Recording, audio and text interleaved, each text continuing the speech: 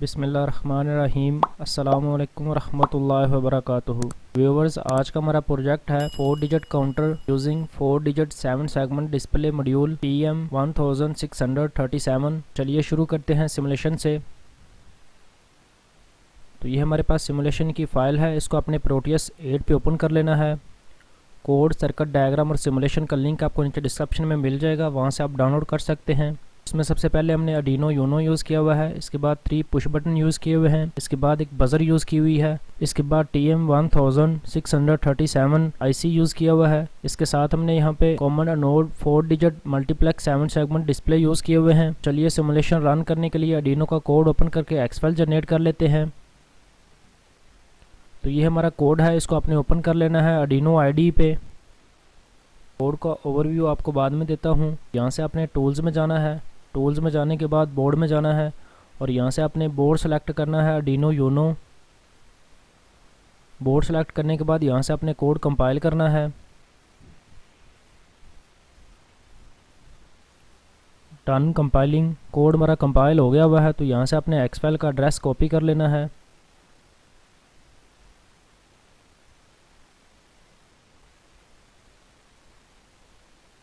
Address copy करने के बाद आपने सिमुलेशन में जाना है।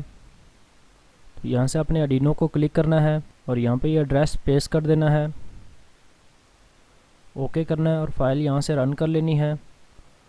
तो जैसे ही हम फाइल रन करते हैं, 7 सेगमेंट डिस्प्ले पे 9 से 0 की तरफ वैल्यू डिक्रीज़ होना शुरू हो जाती है 1 सेकंड के डिले पे, और जैसे ही वैल्यू 0 होती है तो काउंटर की वैल्यू डिस्प्ले हो जाती है। अभी काउंटर हमारा 0 ही है, तो इस वजह से वैल्यू 0 है।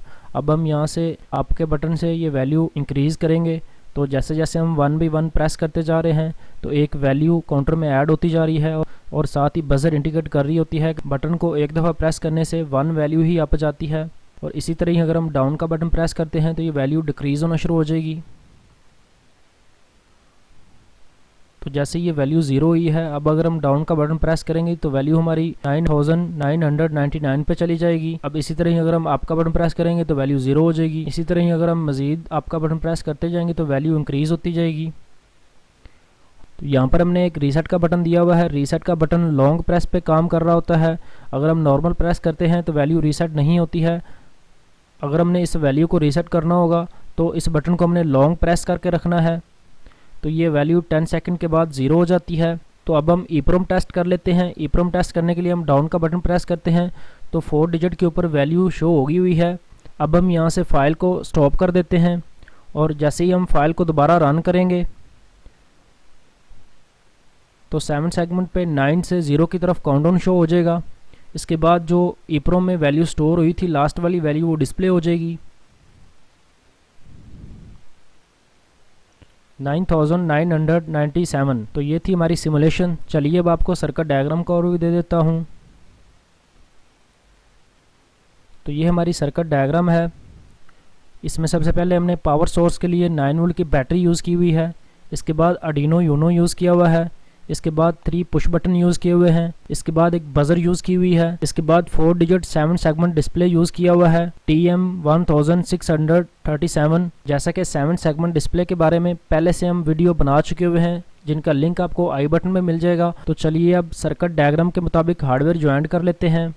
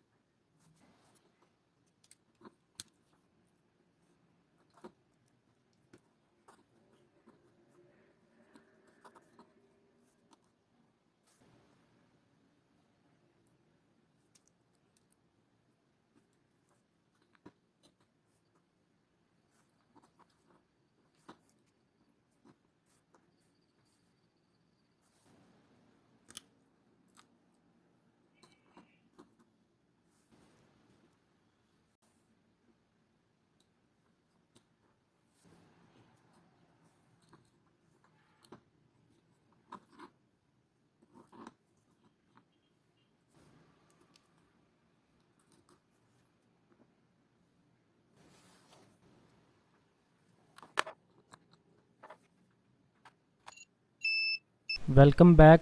तो चलिए अब आपको आर्डिनो के कोड का ओवरव्यू दे देता हूँ। तो ये हमारा कोड है। इसमें सबसे पहले हमने EEPROM की लाइब्रेरी कॉल करवाई हुई है। जैसा कि TM1637 की लाइब्रेरी हमने कॉल नहीं करवाई हुई है। ये डिस्प्ले मॉड्यूल हमने विदाउट लाइब्रेरी रन किया हुआ है। इसके बाद यहाँ पर हमने 3 पुश बटन के लिए पिन इनिशियलाइज़ की हुई हैं। इसके बाद बजर की पिन इनिशियलाइज़ की हुई है।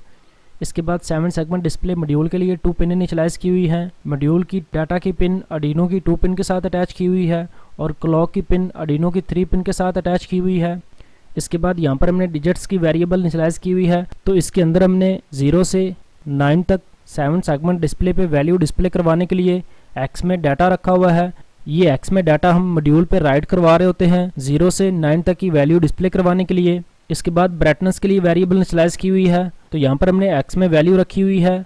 अगर हमने 12% ब्राइटनेस ओपन करनी होगी तो उस कंडीशन के ऊपर हमने 0 वाली वैल्यू कॉल करवानी है। अगर 25 पे रखनी होगी तो उस कंडीशन के ऊपर 1 वाली वैल्यू कॉल करवानी है। इसी तरह ही 0 से लेके 100% वैल्यू कॉल करवाने के लिए अलग अलग वैल्यू हम 7 सेगमेंट डिस्प्ले मॉड्यूल पे। इसके बाद यहाँ पर हमने काउंटर की वेरिएबल इनिशियलाइज़ की हुई है। इसके बाद 2 फ्लैग की वेरिएबल इनिशियलाइज़ की हुई है और एक टाइमर की वेरिएबल इनिशियलाइज़ की हुई है जो कि नीचे यूज़ हो रही है।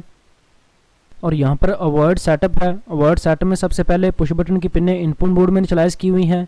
इसके बाद बजर की पिन आउटपुट मोड में इनिशियलाइज़ की हुई है। इसके साथ ही हमने क्लॉक और डाटा की पिन भी आउटपुट मोड में इनिशियलाइज़ की हुई है। 7 सेगमेंट डिस्प्ले मॉड्यूल पर डाटा राइट करवाने के लिए पहले हम स्टार्ट का फंक्शन कॉल करवाते हैं। इसके बाद जो वैल्यू हमने राइट करवानी है वो वैल्यू राइट करवा रहे होते हैं। तो यहाँ पर हमने ब्राइटनेस की वेरिएबल से 6 वैल्यू राइट करवाई हुई है जो कि 88% ब्राइटनेस की वैल्यू थी। इसके बाद यहाँ पर हमने स्टॉप का फंक्शन कॉल करवाया हुआ है। स्टॉप के फंक्शन के अंदर जो हमने वैल्यू 7 सेगमेंट डिस्प्ले पर राइट करवानी थी उसको एंड किया हुआ है। इसके बाद यहाँ पर हम राइट डाटा का फंक्शन कॉल करवा रहे होते हैं। तो यहाँ पर हम 4 डिजिट पे 00 राइट करवा रहे हैं first time 7 segment display module को क्लियर करने के लिए। और यहाँ पर हम फॉर लूप रन कर रहे हैं 9 से 0 की तरफ, जो कि 1 सेकंड के डिले के हिसाब से डिक्रीज होता जा रहा है। इस फॉर लूप के अंदर हम राइट डाटा का फंक्शन कॉल करवा रहे होते हैं। तो यहाँ पर हम 4 डिजिट के ऊपर आई की वैल्यू ही प्रिंट कर रहे होते हैं। यानी कि जब हम स्टार्ट करते हैं 7 सेगमेंट डिस्प्ले पे 9 से 0 की तरफ वैल्यू डिक्रीज हो रही होती है और जैसे ही फॉर लूप 0 होता है तो यहाँ पर इसने फॉर लूप ब्रेक करके नीचे चले जाना है। और यहाँ पर हम EEPROM का एड्रेस 0 रीड कर रहे हैं। अगर एड्रेस 0 पे डाटा 0 स्टोर हुआ है तो उस कंडीशन के ऊपर इसने कुछ भी नहीं करना है। अगर एड्रेस 0 पे डाटा 0 स्टोर नहीं हुआ है तो उस कंडीशन के ऊपर इसने एल्स में जाना है। और यहाँ पर हमने राइट EEPROM का फंक्शन कॉल करवाया हुआ है तो जिसके अंदर हम काउंटर की वैल्यू EEPROM में स्टोर करवा रहे होते हैं फर्स्ट टाइम 00। इसके बाद साथ ही हमने EEPROM के 0 एड्रेस पे 0 वैल्यू राइट करवाई हुई है। तो नेक्स्ट टाइम जब भी हम कंट्रोलर को रन करेंगे तो EEPROM के एड्रेस 0 से 0 रीड होगा। तो उस कंडीशन के ऊपर यहाँ पर हमने फंक्शन के अंदर कुछ भी नहीं रखा हुआ है तो उस कंडीशन के ऊपर इसने नीचे जाना है और यहाँ पर इसने EEPROM से जो एक्चुअल वैल्यू EEPROM में स्टोर हुई होगी लाइट जाने से पहले तो वो इसने रीड कर लेनी है। इसके बाद अवॉइड लूप में चले जाते हैं। अवॉइड लूप में सबसे पहले आपका बटन डिजिटल रीड हो रहा है। जैसे ही आपका बटन 0 के इक्वल होता है उस कंडीशन के ऊपर इसने फ्लैग की वेरिएबल को चेक करना है। अगर फ्लैग की वेरिएबल 0 के इक्वल है तो इसने फ्लैग की वेरिएबल को 1 कर देना है और साथ ही इसने बजर हाई कर देनी है और काउंटर की वेरिएबल में एक वैल्यू ऐड कर देनी है। और यहाँ पर हमने काउंटर की वेरिएबल पे चेक लगाया हुआ है। अगर काउंटर की वैल्यू 9999 से ओवर जाएगी तो उस कंडीशन के ऊपर काउंटर की वेरिएबल को 0 किया हुआ है। और साथ ही हमने राइट EEPROM का फंक्शन कॉल करवाया हुआ है यानी कि काउंटर की वेरिएबल में जो भी चेंजिंग हुई है वो EEPROM में स्टोर हो जाए। इसके बाद 100 मिलीसेकंड का डिले दिया हुआ है। 100 मिलीसेकंड तक इसने होल्ड रखना है। इसके बाद अगर हमने आपके बटन को रिलीज कर दिया हुआ है यानी कि अनक्लिक कर दिया हुआ है तो उस कंडीशन के ऊपर इसने एल्स में जाना है। और यहाँ पर हमने फ्लैग की वेरिएबल को 0 किया हुआ है। तो जैसे ही हम आपका बटन क्लिक करते हैं फ्लैग की वेरिएबल 0 होती है और साथ ही फ्लैग की वेरिएबल को हम 1 कर देते हैं। अब ये फ्लैग की वेरिएबल तब तक 1 रहती है जब तक हम आपका बटन अनक्लिक नहीं करते हैं। जैसे ही हम आपका बटन अनक्लिक करते हैं तो ये एल्स में जाता है और यहाँ पर हमने फ्लैग की वेरिएबल को 0 कर देना है। इसी तरह ही डाउन का बटन डिजिटल रीड हो रहा है। जैसे ही डाउन का बटन 0 के इक्वल होता है तो उस कंडीशन के ऊपर हमने यहाँ पे फ्लैग 2 की वेरिएबल पे चेक लगाया हुआ है।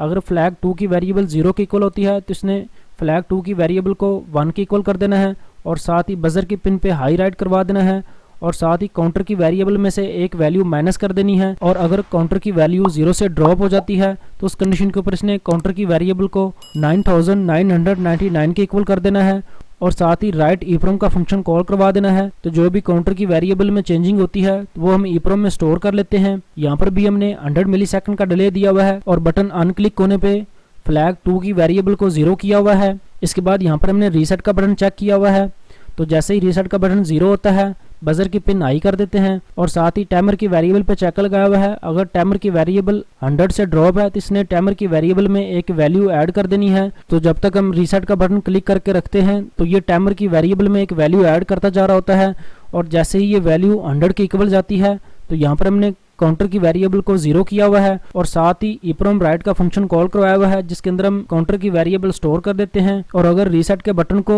100 वैल्यू कंप्लीट होने से पहले ही हम अनक्लिक कर देते हैं तो उस कंडीशन के ऊपर टाइमर की वेरिएबल को 0 किया हुआ है। अगर रीसेट का बटन इंटेंशनली किसी ने नहीं दबाया है तो उस कंडीशन के ऊपर वैल्यू हमारी 0 ना हो, तो उस चीज़ के लिए हमने टाइमर की वेरिएबल यूज़ की हुई है।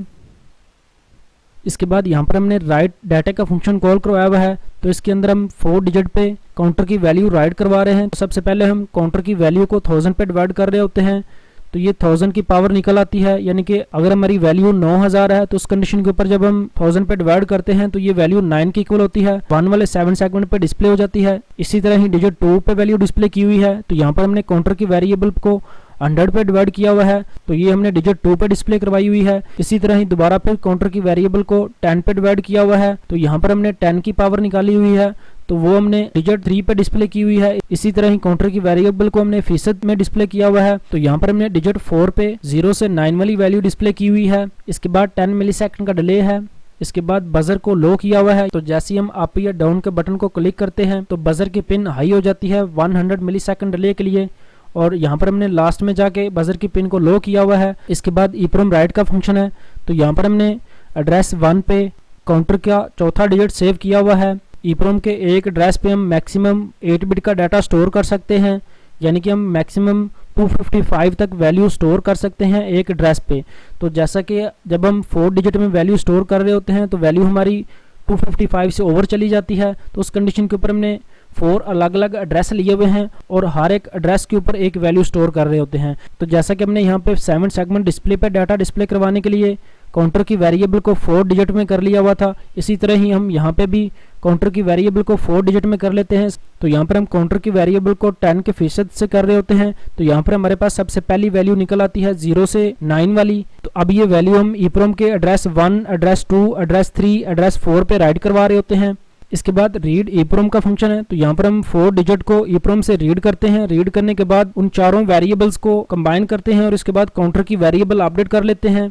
जैसे कंट्रोलर स्टार्ट होता है अवर्ड सेटअप के अंदर हम EEPROM रीड का फंक्शन कॉल करवा रहे होते हैं, तो यहाँ पर हम EEPROM के एड्रेस 1 से लेके एड्रेस 4 तक चारों वेरिएबल्स रीड करते हैं। रीड करने के बाद इनको आपस में ज्वाइंट करते हैं, जिसके बाद ये वेरिएबल लूप में आके 7 सेगमेंट डिस्प्ले पे राइट हो जाती है। इसके बाद राइट डाटा का फंक्शन है, तो यहाँ पर हम 4 डिजिट जो ऊपर से कॉल करवा रहे होते हैं, डिजिट 1, डिजिट 2, डिजिट 3, डिजिट 4, तो इनकी वैल्यू हम डिस्प्ले मॉड्यूल पे राइट करवाते हैं। तो यहाँ पर हम स्टार्ट का फंक्शन कॉल करवा रहे होते हैं, इसके बाद राइट डाटा के लिए एड्रेस दे रहे होते हैं, इसके बाद स्टॉप करते हैं, इसके बाद दोबारा फिर स्टार्ट का फंक्शन कॉल करवाते हैं और यहाँ पर हम एड्रेस के साथ 4 वैल्यू राइट करवा देते हैं और इसके बाद स्टॉप कर देते हैं।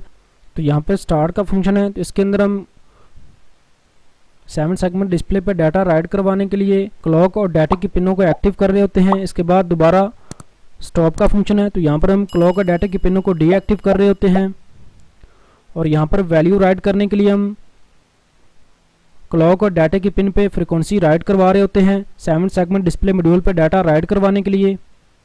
तो ये था हमारा कोड। चलिए अब इसको आर्डिनो में अपलोड कर लेते हैं। यहाँ से अपने टूल्स में जाना है, टूल्स में जाने के बाद बोर्ड कन्फर्म करना है, बोर्ड कन्फर्म करने के बाद पोर्ट में जाना है और यहाँ से अपने पोर्ट सेलेक्ट करनी है। पोर्ट सेलेक्ट करने के बाद यहाँ से अपने कोड अपलोड कर देना है।